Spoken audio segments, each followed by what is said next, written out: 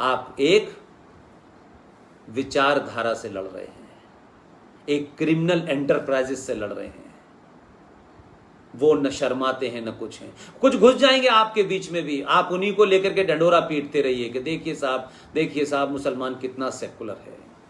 ये जो सेकुलरिज्म की बीमारी हमारे लोगों ने दी है, उससे ना देश बचेगा, ना धर्म बचेगा, ना राष्ट्र बचेगा। राष्ट्रवादी शक्तियों को बाहर आना चाहिए, सरकारों को मजबूर करना चाहिए और सरकारों से न सिर्फ कानून बनवाएं बल्कि एक एक सनातनी हिंदू परिवार के बीच में ऐसा कोऑर्डिनेशन करें कि कोई अकेला महसूस न करे। ये जिहादी, ये दंगाई, ये मुस्लिम आतंकवादी जब भी बोले पूरा राष्ट्र खड़ा हो जाए। जरूरी नहीं है कि मालदा वाले चिल्लाने वाले हिंदू की आवाज अगर मुंबई नहीं पहुंच रही है तो मुंबई आपको और मुझे पहुंचाना है। ये बंगाल में हो रहा है, हमारा क्या फर्क है? ये मद्रास में हो रहा है, हमारा क्या फर्क है?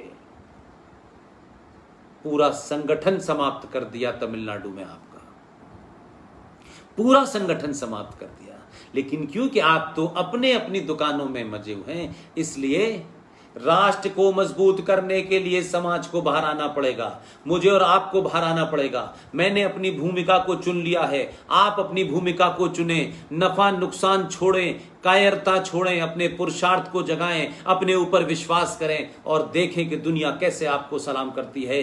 भारत की संस्कृति और सभ्यता को लोग 1947 से नहीं पहचानते चंद्र भाई, भारत की सभ्यता और सनातन को लोग हजारों साल पुरानी उस ताकत से और उस ज्ञान से पहचानते हैं। आप उस ज्ञान का रेफरेंस देते हैं लेकिन वो ज्ञान बताते नहीं है। इसलिए अपने घरों में लड़के लड़की बच्चियों को भले ही आप उन्हें अंग्रेजी स्कूल में भेजें, लेकिन सनातन क्या है, ये मंत्र क्या है, इसकी महत्वता क्या है, इसकी साइंस क्या है। आप तो शुद्ध साइंस के लोग हैं और आज के बच्चे सुनना चाहते हैं, लेकिन हमारे माता पिता को, माँ को जो है बाबाओं की चमत्कार की चिंता है और पिताजी को पैसे कमाने हैं, तो बेटी का तरफ ध्यान कौन देगा?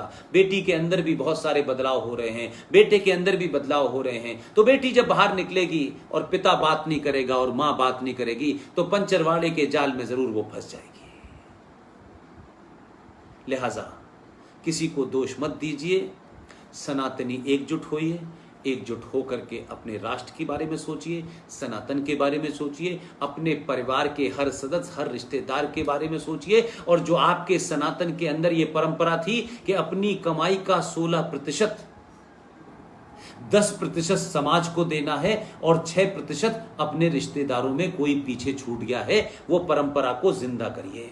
छोटे छोटे कोष बनाइए, छोटे छोटे इकट्ठा करिए पैसे को। उस पैसे से कोई कमजोर हमारे साथी हो, वो दलित हो, वो यादव हो, वो ठाकुर हो, वो ब्राह्मण हो, जो उस दौड़ में पीछे छूट गया है, उसका हाथ पकड़िए।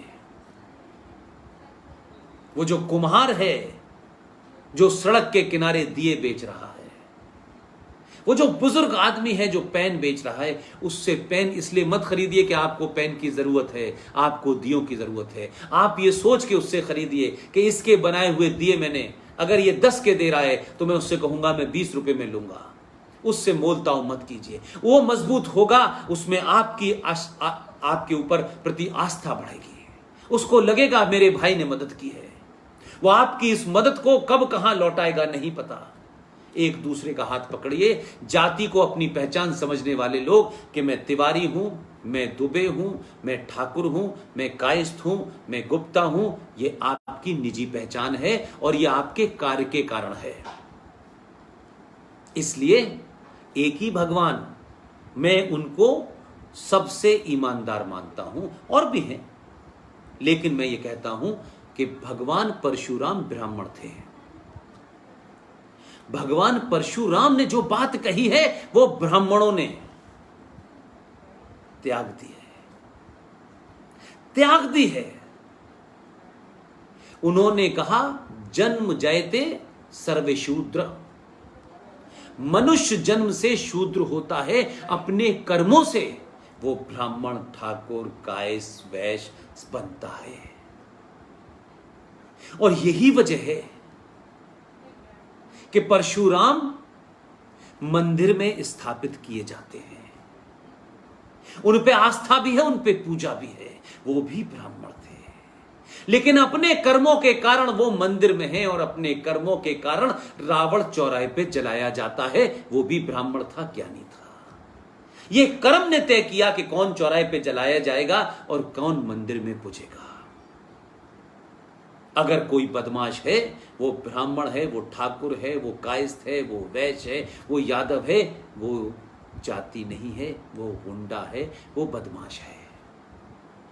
इसलिए सस्ती हल्की छिछली राजनीति तत्काल तौर पर तो हो सकती है कि विकास दुबे को मारने से ब्राह्मणों की बातें लोग कहने लगे, कल कोई अहीर मार दिया जाएगा, कल कोई यादव मार जाएगा, उसकी जाति नहीं है, वो गुंडा है, वो बदमाश है।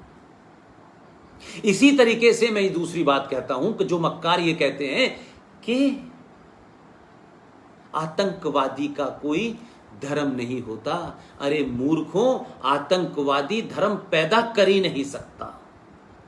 आतंकवादी का मजहब होता है, क्योंकि मजहब आतंकवादी पैदा करता है।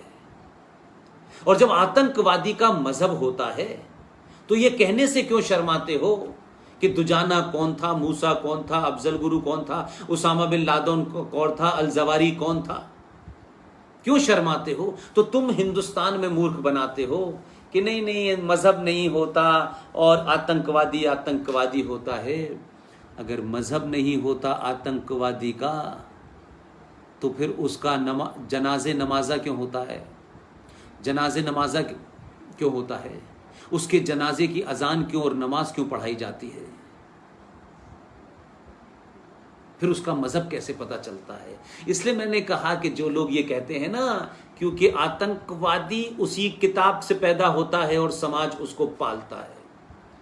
अगर आतंकवाद का मजहब नहीं होता तो दुजाना हो, अबू बकर हो, अबू इलियासी हो, शरफुद्दीन हो, अतीकुर रहमान हो, जो भी आतंकवादी है उसको गोली मारो और शहर के चौराहे के कूड़ा घर में आग लगा दो, ताकि दोबारा आतंकवादी पैदा न हो। और उसकी कोई मजहबी रस्म पूरी नहीं होनी चाहिए, क्योंकि उसका तो मजहब ही नहीं है। तो उसकी नमाजे जनाजा नहीं होगी, उसे कब्र में नहीं दफनाया जाएगा। इस भारत की मिट्टी में पहले ही कई करोड़ जिहादी और आतंकवादी दबा दिए हैं, अब और न दबाओ। कूड़े घरों का इस्तेमाल करो, पूरे शहर में ऐलान करो कि ये दुजाना मोहम्मद यूसुफ खान जिहादी मारा गया है, इसका कोई मजहब नहीं है, इसे आग लगा देंगे चौराहे के कूड़े घर पे। न उसकी राख कोई लेने आएगा, न उसका कोई जनाजा लेने आएगा। लेकिन ये सब नहीं होगा। हम ये भी कहते रहेंगे और ये भी चलने देंगे। लिहाजा एक बार फिर चंदन भाई, आपने मुझे एक महत्वपूर्ण मुद्दे पे बोलने का मौका दिया। मैं समझता हूं कि मैंने अपनी बात कह दी है। आपके मन में कोई बात हो तो मुझे लिखिएगा। मेरा ईमेल एड्रेस है pushpendra0delhi01 pushpendra01@gmail.com मेरा ईमेल एड्रेस है। मेरे फेसबुक पेज है पुष्पेंद्र कुरशेष, जो वेरीफाइड है। और एक और मैं आपसे कहना चाहता हूं जिस पे मेरी बड़ा ऐतराज़ है। आप चाहते हैं, आप मेरी बात को पसंद करते हैं, अच्छी बात है। इसलिए मैं फिर एक बार आप सबका धन्यवाद करना चाहता हूं, चंदन भाई का करना चाहता हूं। और ये जो आपने आज मुझे मौका दिया है इस संगठन के माध्यम से, इसके माध्यम से भी मैं आपका धन्यवाद करना चाहता हूं कि आपने मुझे अपनी बात रखने का मौका दिया। बहुत बहुत धन्यवाद। Thank you very much.